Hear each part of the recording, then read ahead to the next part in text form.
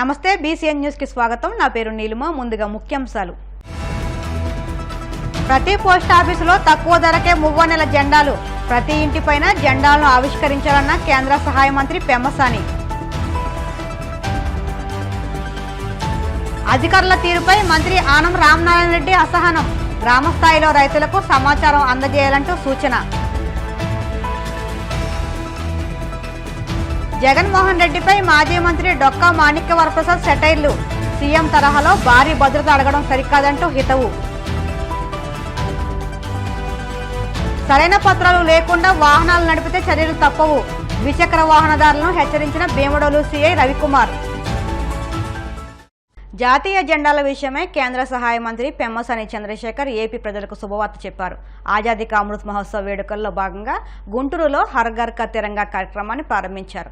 ఈ మేరకు పెమ్మసాని మాట్లాడుతూ ఆగస్టు 15వ తేదీన దేశంలో ప్రతి భారతీయుడు జెండా ఎగరవేయాలని అన్నారు. ప్రధాని మోదీ పిలుపునకు సంఘీభావంగా ప్రతి ఒక్కరూ ముందుకు రావాలని పిలుపునిచ్చారు. ప్రతి పోస్టాఫీసులోనూ మువ్వన్నెల జెండాలను తక్కువ ధరకు అందుబాటులో ఉంచామని ప్రకటించారు. ఈ అవకాశాన్ని సద్వినియోగం చేసుకోవాలని కోరారు. సోషల్ మీడియాలో సైతం మువ్వనెల జెండాలను పెట్టాలని, ఇళ్లపై కూడా జాతీయ జెండాలు ఎగరవేయాలని చంద్రశేఖర్ పిలుపునిచ్చారు. ఆజాదీ కా అమృత్ మహోత్సవ్లో భాగంగా హర్ ఘర్ తిరంగా 3.0 మోడీ గారు భారతదేశం అంతా ప్రతి ఇంట్లో జాతీయ పతాకం ఉండాలి, అదేవిధంగా ప్రతి ఒక్కరి సోషల్ మీడియాలో జాతీయ పతాకం ఉండాలి. ఇవి ఉన్నప్పుడు ప్రజల్లో ఒక దేశభక్తి వస్తుంది. దేశభక్తి వచ్చినప్పుడు సమాజం మంచిగా ముందుకు వెళ్తున్నటువంటి ఉద్దేశంలో పోస్ట్ ఆఫీసుల్లో బయట 100 రూపాయలు విలువ చేసేటువంటి జాతీయ పతాకాన్ని 25 రూపాయలకే ఇస్తూ ఉన్నారు.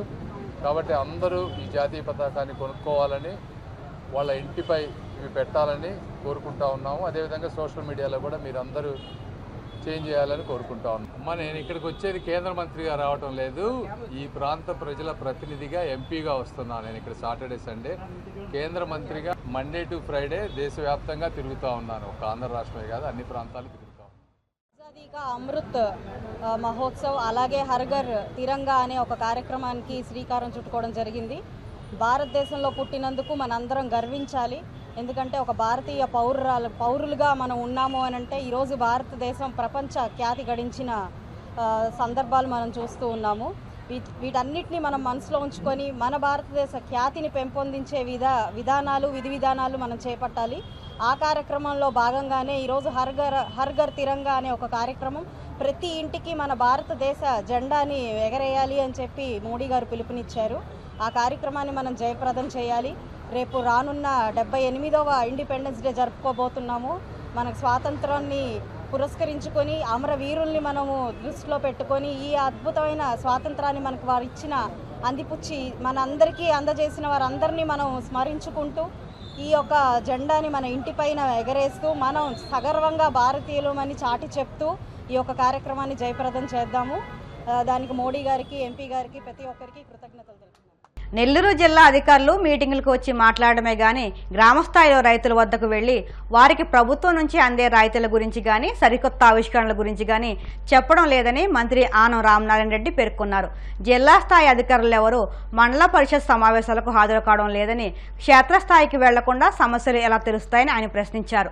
నెల్లూరు జడ్పీ సమావేశంలో మంత్రులు ఆనం రామనారాయణ రెడ్డి, నారాయణ సహా ఎంపీ, ఎమ్మెల్యేలు పాల్గొన్నారు.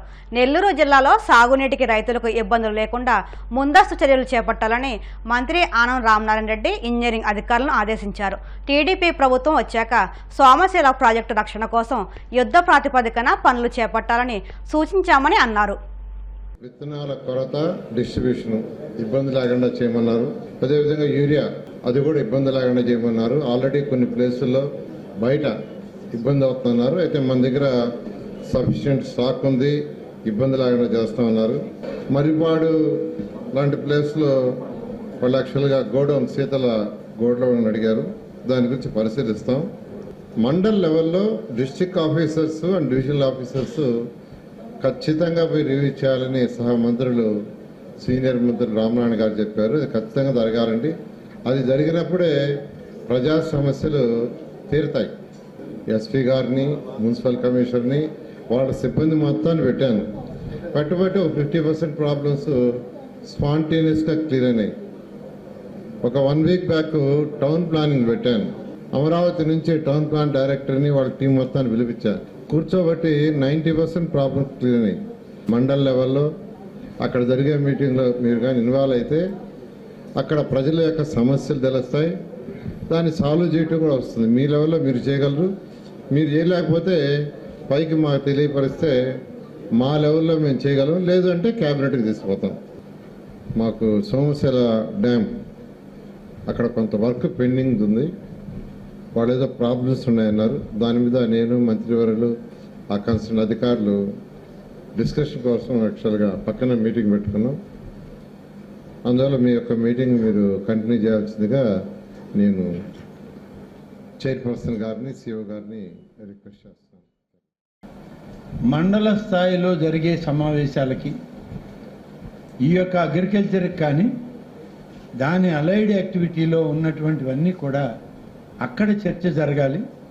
చర్చ జరిగిన తర్వాత వచ్చేటువంటి ఫలితాలు జిల్లా పరిషత్కి తీసుకురావాలని కూడా చెప్పడం జరిగింది. మీ ఎంపీడీఓలకు ఇన్స్ట్రక్షన్స్ ఇవ్వండి. ఎంపీడీఓలు కూడా మండల జనరల్ బాడీలు ఎప్పుడు జరుగుతాయి అనేది కన్సర్న్డ్ ఆఫీసర్స్కి ఇన్ఫర్మేషన్ ఇస్తే కనీసం డిస్ట్రిక్ట్ లెవెల్ ఆఫీసర్స్కి అవకాశం తక్కువ ఉన్నా డివిజనల్ లెవెల్ ఆఫీసర్స్ ఉన్నారు, కాన్స్టిట్యున్సీ లెవెల్ ఆఫీసర్స్ ఉన్నారు, వాళ్ళు మీ సమావేశాలకు వస్తారు.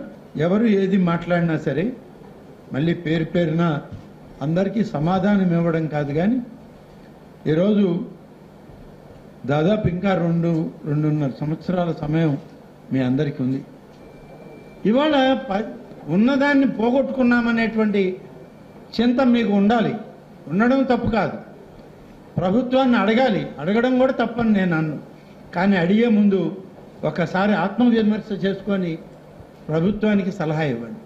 మేము అందరం ఒక్కటే, కానీ అవకాశం మీకుంటుంది.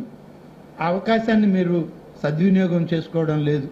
కృష్ణా పెన్నా అనేక ఉపనదుల జలాలని ఇవాళ గోదావరి పోలవరం ప్రాజెక్టు పూర్తి చేస్తున్నాం కాబట్టి గతంలో చేయాల్సిన పాలకులు చేయకుండా నిర్లక్ష్యం చేసి వదిలేసిపోతే ఇవాళ 12,000 కోట్లు ఈ మార్చి లోపల ఖర్చు చేయమని చెప్పి కేంద్ర ప్రభుత్వం బడ్జెట్లో పెడితే ఇవాళ ఆ ప్రాజెక్టు పూర్తి చేయడానికి ఇదే 3 సంవత్సరాల్లో పోలవరం పూర్తయితే గోదావరి నీళ్లు కృష్ణా డెల్టాకి తెచ్చి కృష్ణా నీటిని రాయలసీమ, నెల్లూరు, ప్రకాశం జిల్లాలకు తీసుకెళ్లేటువంటి ఒక బృహత్తరమైన పథకాన్ని ఇవాళ ప్రభుత్వం చేస్తూ ఉంది.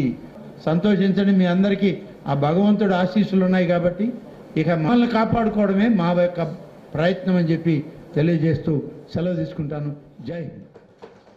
సీఎం తరహాలో భారీ బందోబస్తు, భద్రత అడగడం జగన్ అవివేకమని మాజీ మంత్రి డొక్కా మాణిక్య వరప్రసాద్ విమర్శించారు. జగన్ ఇంకా ముఖ్యమంత్రి అనే భ్రమలోనే ఉన్నారని, మాజీ సీఎం ప్రతిపక్ష హోదా కూడా లేని కేవలం పులివెందుల ఎమ్మెల్యే అనే వాస్తవాన్ని ఆయన గ్రహించాలని హితవు పలికారు. నిబంధనల మేరకు మాజీ సీఎంకు కేటాయించాల్సిన భద్రతను ప్రభుత్వం కల్పిస్తుందని, టీడీపీ కూటమి ప్రభుత్వం రాకతో సాగునీటి ప్రాజెక్టులన్నీ నిండుకొండలా మారాయని అన్నారు. గత కొన్ని నెలలుగా ఇంటి దగ్గర నుంచే నేను ప్రజా కార్యక్రమాలు నిర్వహిస్తూ ఉన్నాను. అపార్ట్మెంట్ కావడం వల్ల కొంచెం ఇబ్బందులు ఉంటా ఉన్నాయి. అందుకని ఆఫీస్ పెట్టుకోవాలని ఆఫీస్ పెట్టుకుంటాను. మా అమ్మాయి కూడా హైకోర్టు అడ్వకేట్, తను కూడా ఈ ఆఫీసు దివ్య ఈ ఆఫీసు ఒక ఛాంబర్ ఓపెన్ చేసుకొని పెద్దలు మా అందరికీ గౌరవనీయులు అన్నగారు జీడి సీఎం గారు, మాజీ కేంద్ర మంత్రులు, వారిని సీనియర్ అడ్వకేట్ గుంటూరు బార్లోని సీనియర్ అడ్వకేట్ కోటేశ్వరరావు గారిని, రతన్ కోటేశ్వరరావు గారిని, లింగశెట్టి ఈశ్వరరావు గారిని, జన విజ్ఞాన వేదిక లక్ష్మణ్ రెడ్డి గారిని, ఎడిషనల్ సీనియర్ అడ్వకేట్, ఇట్లా ఫ్రెండ్స్ అందరిని పిలుచుకొని ఈ కార్యక్రమం నిర్వహిస్తూ ఉన్నాం. ఇక నుంచి ప్రజాహిత కార్యక్రమాల్లో మోర్ యాక్టివ్ ఉంటుంది. ప్రజలకి వాళ్ళ అవసరాలను బట్టి, వాళ్ళ యొక్క స్థితిగతులను బట్టి, వాళ్ళ యొక్క రాజకీయ అవసరాలు లేకపోతే అనేక సమస్యల్లో వాళ్ళ యొక్క కాజెస్ రిప్రజెంట్ చేయడానికి నేను మోర్ యాక్టివ్గా ఉంటాను. నేను గతంలో నేను ఒక పార్టీలో ఉన్నాను. ఆ పార్టీలో చాలా నిస్పృహకు గురి అయ్యాను. నేను జనరల్గా పార్టీలో అయినా కొంత నాకున్న యాక్టివిటీలో నేను కొంత నాకున్న పరిధిలో ఏదో ప్రజలకు సేవ చేయడానికి వాళ్ళకు ఉపయోగపడటం పనిచేస్తూ ఉంటాను. ఎలాంటి ఆ పార్టీ సిద్ధాంతాలు నాకు ఎందుకంటే అక్కడ ఏం లేదు, ఇతర పార్టీని ద్వేషించడం తిట్టడం అనే ఒక క్లాస్లో నేను ఫెయిల్ అయ్యాను. వాళ్ళని సూట్ కాలేకపోయాను, చాలా అవస్థపడినాను. కోర్స్ కరెక్షన్లో భాగంగా మళ్ళీ నేను చంద్రబాబు గారి దగ్గరికి చేరటం జరిగింది, వారికి మద్దతు ఇవ్వడం జరిగింది.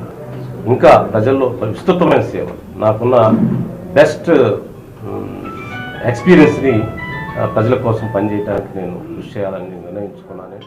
ఈరోజు చాలా మంచి రోజు, ఎందుకంటే వారి కుమార్తె కూడా మంచిగా చదువుకొని ప్రాక్టీస్ పెట్టి వారి తండ్రి గారి బాటలో సేవ చేయాలనేటువంటి ఉద్దేశంతో ఒక వ్యక్తిగతమైనటువంటి ఆఫీసు ప్లస్ లీగల్ ప్రాక్టీస్ సంబంధించినటువంటి విషయాలు కూడా చర్చించుకునేదానికి 10 మంది రావడానికి వీలుగా, మరి అందరినీ కూడా కలవడానికి సమయం వెచ్చించేదానికి ప్రత్యేకమైనటువంటి ఒక స్థలం కావాలని నిర్ణయించుకొని దీన్ని ఏర్పాటు చేసుకోవడం చాలా సంతోషం. పెద్దలు కోటేశ్వరరావు గారు, లక్ష్మణ్ రెడ్డి గారు, ఈశ్వరరావు గారు, అదేవిధంగా మిత్రులు, చాలామంది స్నేహితులు వచ్చి ఇక్కడ ఈ సమావేశంలో చిన్న కార్యక్రమంలో పాల్గొనడం సంతోషం. ఏదైతే ఉద్దేశం కొరకు ఏర్పాటు చేశారో ఆ ఉద్దేశాలు సక్రమంగా నెరవేరాలని, మరి ఇక్కడ నుండి పనిచేసే వారికి ఆ దేవదేవుడు భగవంతుడు ఆ నేర్పరితనం, స్కిల్, ప్రజలకు సహాయం చేసేటువంటి ప్రవృత్తి కలుగు చేయాలని, మరి వచ్చిన వారు కూడా ఈ సేవలు సద్వినియోగం చేసుకుంటారని ఆశిస్తూ శుభం కలగాలని కోరుకుంటున్నాను.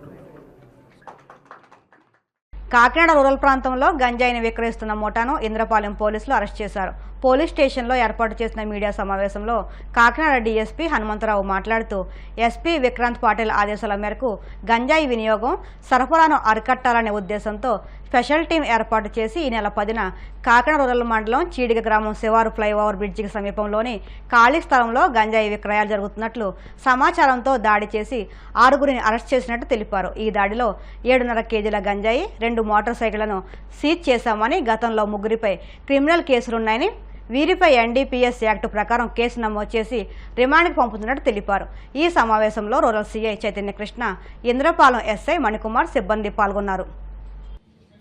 చీడిగ బ్రిడ్జి కింద కాకినాడ రూరల్ మండలంలో ఖాళీ స్థలంలో ఒక 6గురు వ్యక్తులు కలిసి గంజాయి సేవిస్తూ ఉండంతో వాళ్ళు ఆ సమాచారం మేరకు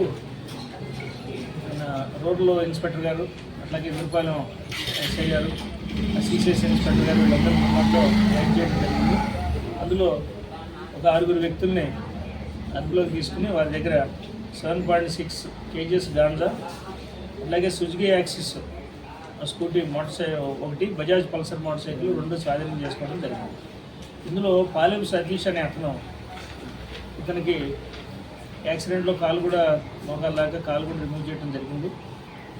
ఇతని మీద 6 ప్రాపర్టీ అఫెన్సెస్, అట్లాగే ప్రీవియస్గా 2 గాంజా కేసులు కూడా ఉంటున్నాయి. ఇతను కర్రీ శామ్యూల్ అనే అతను, వీళ్ళిద్దరూ కలిసి ఏటుమొగ్గు చెందిన అతను కలిసి కర్రీ శామ్యూల్ మోటార్ సైకిల్ ఎక్కించుకుని వీళ్ళు ఇటు మన్యం జిల్లాకి వెళ్ళి ఏఎస్ఆర్ డిస్ట్రిక్ట్కి వెళ్ళి అక్కడ గాంజా కొనుక్కుని వీళ్ళు వినియోగించుకోవడం, వాటిని చిన్న చిన్న ప్యాకెట్లు చేసి ఎవరైతే కన్జ్యూమ్ చేస్తారో ఆ తాగే వాళ్ళకి వీటిని అమ్మటం ఒక వృత్తిగా పెట్టుకున్నారు. అందులో భాగంగానే వారితో పాటు ఉన్న ఇంకో మిగతా 4గురిని కూడా మనం అదుపులోకి తీసుకుని విచారిస్తే ఇప్పుడు వీళ్ళ దగ్గర 7.6 కేజీస్ గాంజా వాళ్ళ పొజిషన్లో దొరికింది. ఇప్పుడు ఈ గాంజా ఆరిజిన్ ఎక్కడ అనేది తదుపరి దర్యాప్తులు తేలుతుంది. ప్రస్తుతానికి వీటిని అరెస్ట్ చేసి ఎన్డీపీఎస్ యాక్ట్ ప్రకారం వీళ్ళ రిమాండ్ పంపడం జరుగుతుంది. మరియు ముఖ్యంగా కాకినాడ డివిజన్ ప్రజలందరికీ ఎటువంటి చిన్న అనుమానం ఉన్నా సరే గాంజా బలానా ప్రదేశంలో దొరుకుతుందని మీరు ఎప్పుడైనా సరే మా టీమ్స్కి కనుక ఇంటిమేట్ చేస్తే మా దగ్గర ఎఫెక్టివ్ వాట్సాప్ గ్రూప్ ఉంటుంది. సో దాంట్లో వెళ్తే మన టీం డెడికేటెడ్గా రౌండ్ ది క్లాక్ 8 మంది సిబ్బంది, అంటే ఒక చిన్న సైజు పోలీస్ స్టేషన్ సిబ్బందిని ఎస్పీ గారు నియమించారు. వారు రౌండ్ ది క్లాక్ తిరుగుతున్నారు. సో ఖచ్చితంగా ఈ అవుట్స్కట్స్లో ఉన్న చోట డైలాబిలేటెడ్ బిల్డింగ్స్, రైల్వే ట్రాక్స్ దగ్గర ఉన్న నైట్ టైం కాంగ్రిగేషన్ మీరు గమనిస్తే అది కూడా తెలుస్తుంది. ఎక్కడన్నా మీ దృష్టిలో ఏమన్నా వచ్చినటువంటి ప్రదేశాలు తెలియపరచండి. కొంచెం ప్రజలందరూ కూడా చైతన్యవంతమై ఈ సామాజిక బాధ్యతగా అందరూ తీసుకుని ఎటువంటి సమాచారం ఏదైనా చెప్తే దాని మీద కూడా మేము చర్య తీసుకుంటాం. ఈ 10 రోజుల్లో కాకినాడ డివిజన్లో మంది ఈ గాంజా సీజన్ ఇది 2వ కేసు. సో ఖచ్చితంగా మన టీంని పెట్టిన తర్వాత టీం నుంచి సత్ఫలితాలు వస్తున్నాయి. అట్లాగే పత్రికా సోదరులు, మీడియా సోదరులు, అట్లాగే ప్రజలు సహకారం ఉంటే ఇంకా దీన్ని పూర్తిగా నిర్మూలించి ఈ మాదక ద్రవ్యాల రహిత కాకినాడగా మనందరం. ఇప్పుడు కాసేపు ప్రకటనలు.